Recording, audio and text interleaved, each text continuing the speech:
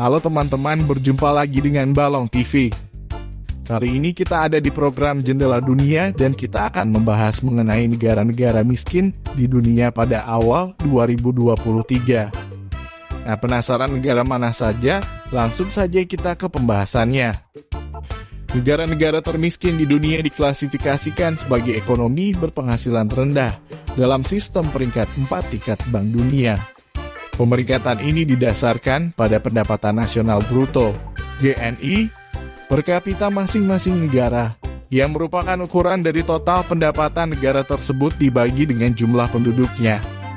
GNI sangat mirip dengan produk domestik bruto (PDB) per kapita.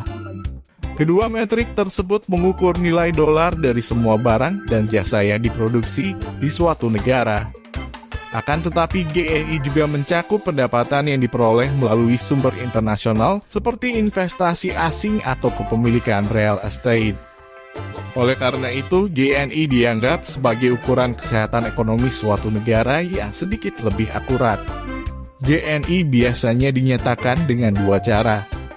Yang pertama adalah dalam dolar AS dihitung menggunakan teknik yang disebut metode Atlas untuk membandingkan mata uang masing-masing negara. Yang kedua adalah paritas daya beli dolar internasional mata uang hipotetis yang terkait dengan nilai dolar AS pada tahun tertentu. Dari sistem Bank Dunia, negara berpenghasilan rendah adalah negara yang memiliki GNI kurang dari US 1046 per 01 Juli 2021. 1. Burundi. Negara kecil Burundi yang terkurung daratan, yang dilanda konflik etnis Hutu Tutsi dan perang saudara, menduduki peringkat kemiskinan dunia dengan sekitar 90% dari hampir 12 juta penduduknya bergantung pada pertanian subsisten dan sebagian besar dari mereka hidup dalam kemiskinan ekstrem. Kelangkaan pangan menjadi perhatian utama. Tingkat kerawanan pangan hampir 2 kali lebih tinggi dari rata-rata sub-Saharan negara-negara Afrika. Selain itu, akses ke air dan sanitasi masih sangat rendah dan kurang dari 5% penduduk memiliki listrik. Semua masalah ini tentu saja diperburuk oleh pandemi dan perang di Ukraina. 2. Somalia.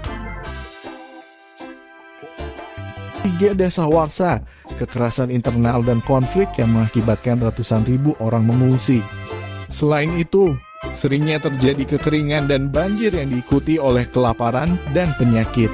Kurangnya akses ke layanan kesehatan, hingga tingkat pengangguran yang tinggi membuat warga Somalia, terutama kaum muda, semakin putus asa.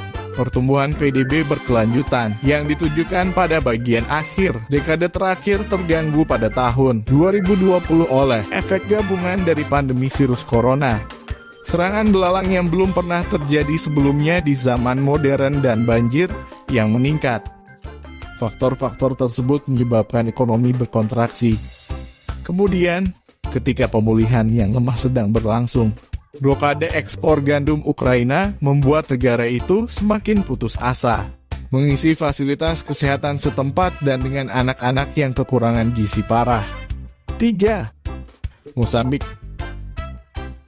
Bekas jajahan Portugis ini memiliki banyak tanah dan air yang subur, serta banyak energi dan sumber daya mineral. Mozambik juga berlokasi strategis, karena 4 dari 6 negara yang berbatasan dengannya terkurung daratan dan bergantung padanya sebagai saluran perdagangan global. Dan selama dekade terakhir sering membukukan tingkat pertumbuhan PDB rata-rata lebih dari 7%. Namun, negara ini tetap berada di antara 10 besar negara termiskin di dunia, dengan sebagian besar penduduknya terus hidup jauh di bawah garis kemiskinan. Sementara perang saudara selama 15 tahun berakhir pada tahun 1992. Kondisi iklim semakin parah. Korupsi dan ketidakstabilan politik tidak pernah hilang. 4. Madagaskar. Letak 400 km di lepas pantai Afrika Timur. Madagaskar adalah pulau terbesar keempat di dunia. Dikenal karena satwa liarnya yang menakjubkan, industri pariwisata yang berkembang pesat belum mampu mengangkat negara itu dari kemiskinan. Mayoritas penduduk masih bergantung pada pertanian untuk mata pencaharian mereka, membuat ekonomi negara sangat rentan terhadap bencana terkait cuaca. Sejak merdeka dari Perancis pada tahun 1960, Madagaskar telah mengalami ketidakstabilan politik, kudeta dengan kekerasan, dan pemilu yang disengketakan. 5. Sierra Leone. Sejak berakhirnya Perang Saudara Sierra Leone pada tahun 2002, ekonomi secara bertahap pulih dengan tingkat pertumbuhan produk domestik bruto antara 4% dan 7%. Pembangunan ekonomi Sierra Leone selalu terhambat oleh ketergantungan yang berlebihan pada eksploitasi mineral. Pemerintah dan penduduk Sierra Leone secara keseluruhan selalu percaya bahwa berlian dan emas adalah penghasil devisa yang cukup dan iming-iming untuk investasi. Akibatnya produk komoditas pertanian skala besar, pengembangan industri, dan investasi berkelanjutan telah diabaikan oleh pemerintah.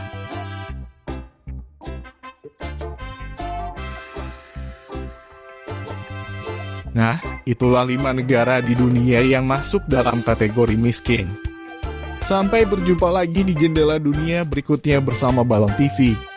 Terima kasih, salam rasional.